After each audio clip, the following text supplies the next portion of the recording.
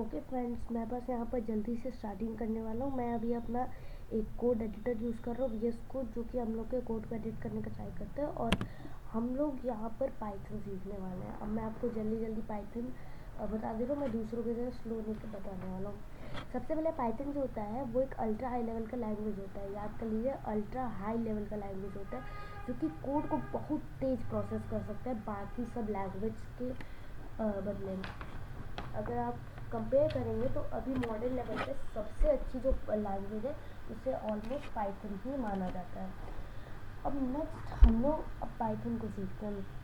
Python के अंदर जो होते हैं वो different types of data types होते हैं।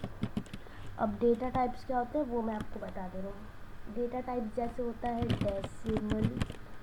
डेसिमल्स होते हैं। अब डेसिमल्स होते हैं उनको हम लोग फ्लोट लिखते हैं। तो आप देख लीजिए, print decimal is equal to float कहते हैं।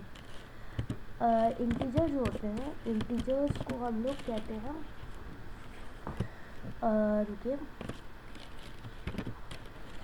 इंटीजर जो होते हैं उनको हम लोग कहते हैं INT। ये होता है INT डेटा टाइप, याद कर लीजिए।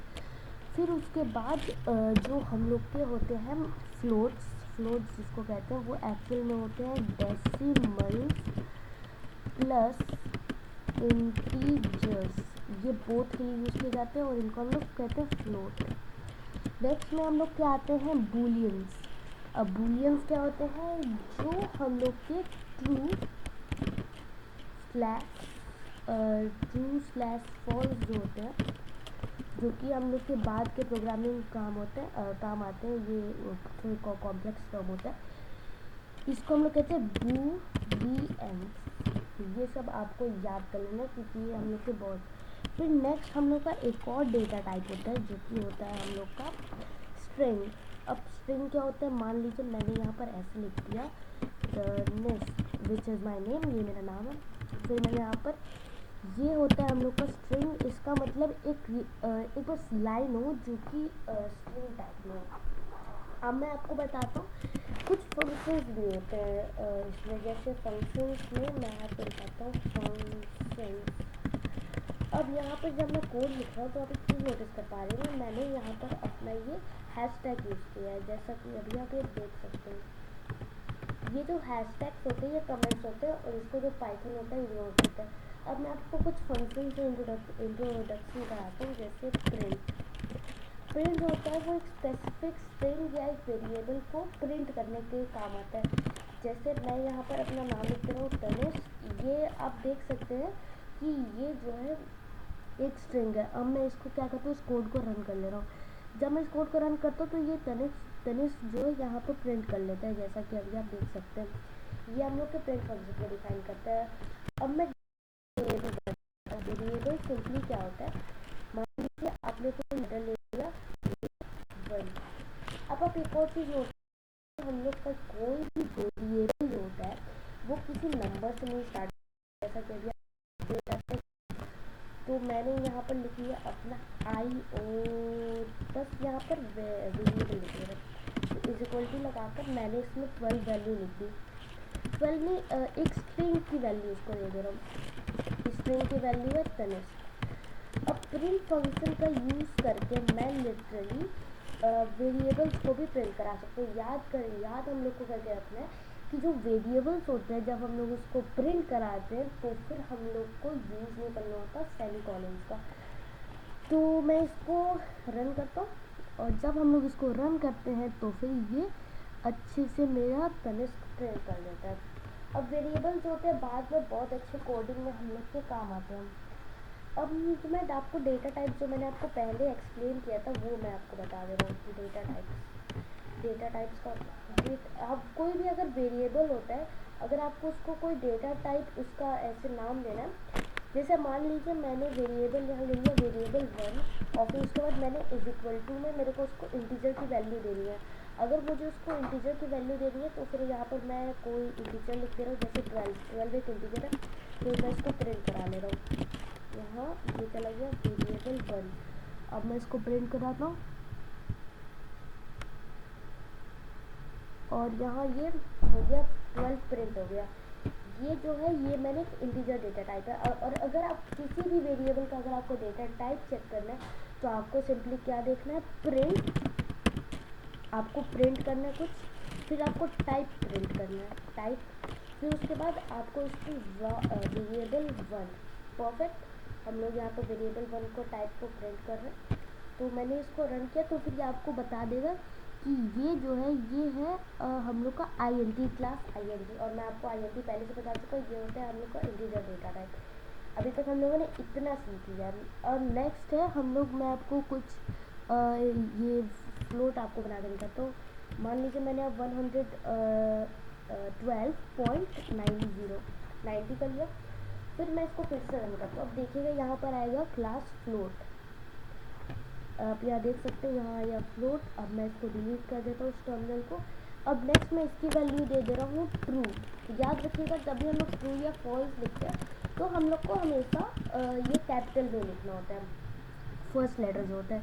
तो ट्रू या फॉल्स हम लोगों ने कैपिटल लिखा। और अब यहाँ हो जाएगा बूलियन, यहाँ आ गया बूल, वैसे इसमें शॉर्ट फॉर्म लिखा है, एक्चुअल में इसको बूलियन कहते हैं। नेक्स्ट हम लोग का होता है स्ट्रिंग। स्ट्रिंग तो बहुत ईजी है, बस आपको ये सेमीकोलन इंसर्ट करना है। इसमें मैं लिख दे रहा हूँ टर्नेस्ट, अपना नाम लिख दिया और फिर उसके बाद मैंने यहाँ पर इसको रन किया। और फिर यहाँ पर हम लोग को आ जाएगा स्ट्रिंग। स्ट्रिंग जैसा कि मैंने बोला था ये भी शॉर्ट फॉर्म है। अब मैं आपको कुछ और सिखाने वाला हूँ। अब हम लोग सीखने वाले हैं क्या क्या हम लोग के ऑपरेशंस होते हैं। यहाँ पर हम लोग जो है पाइथन में हम लोग प्लस कर सकते हैं, माइनस कर सकते हैं, यहाँ तक कि हम लोग इसमें कंपैरिजन भी होता है, पर वो हम लोग बाद में सीखेंगे। फिर उसके बाद यहाँ पर मल्टीप्लिकेशन भी होता है। अब यहाँ पर एक चीज़ याद कर लीजिए कि मल्टीप्लिकेशन के लिए हम लोग इस साइन का यूज़ करते हैं और डिवीज़न के लिए हम लोग इसका यूज़ करते हैं। रुकिए, ये गया हम लोग का डिवीज़न। हाँ, अब मैं आपको इसको करके दिखाता हूँ। सबसे पहले मैं यहाँ नंबर लिख दे रहा हूँ और इसकी वैल्यू मैं दे रहा हूँ 1, ठीक है। num2 इसकी वैल्यू मैं दे रहा हूँ 3। अब मैं आपको इसमें डिफरेंट टाइप्स ऑफ मैं आपको इसमें फंक्शंस करके दिखाता हूँ। जैसे यहाँ मैंने प्रिंट फंक्शन का यूज़ कर लिया। अब यहाँ पर आप अपने रिजल्ट को दो तरह से प्रिंट करा सकते हैं। सबसे पहले आप नॉर्मली लिख सकते हैं, जैसे मुझे num1 into num2 करना है। और अब अगर मैं नीचे चला जाऊँ और यहाँ पर लिखूँ num1 इज इक्वल टू, यहाँ पर एक और तरीका होता है प्रिंट।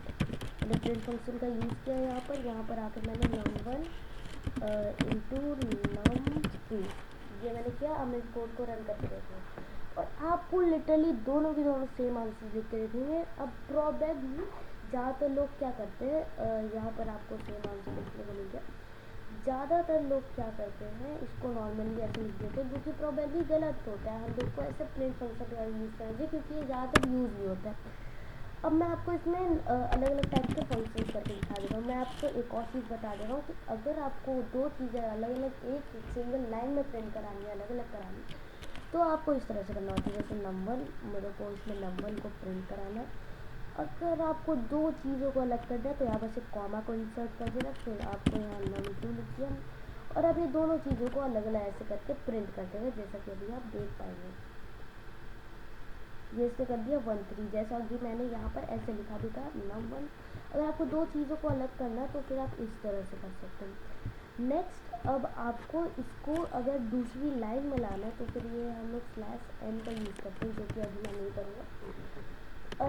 आप इसको खुद से टेस्ट कर सकते हैं कि अब मैं यहाँ पर क्या करते हैं, res1 इक्वल टू result1 में लिख ले रहा हूँ।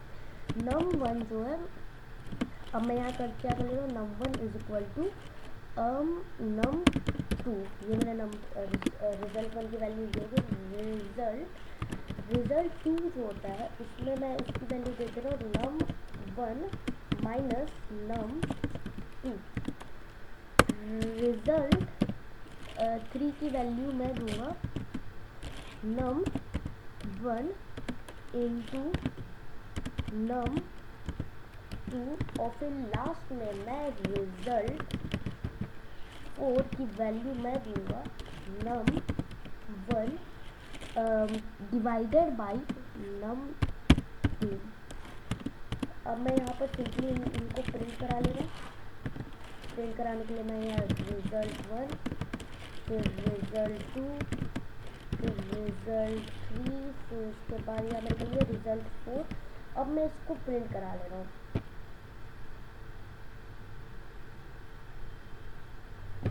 ये आप देख सकते हैं, इसको सबको ऐसे धीरे करके सारे आंसर्स ऐसे करके प्रिंट करा लिया। अब मैं यहाँ पर आपको थैंक यू बोलना चाहूँगा इस एपिसोड को देखने के लिए। मैं आपको बाकी का पाइथन बाद में सिखाऊंगा। तब तक के लिए थैंक यू, थैंक्स। मैंने वहाँ पर एक स्पेलिंग मिस्टेक कर दिया था, थैंक्स। और मैं आपको नेक्स्ट वीडियो में देखूँगा। तब तक के लिए बाय।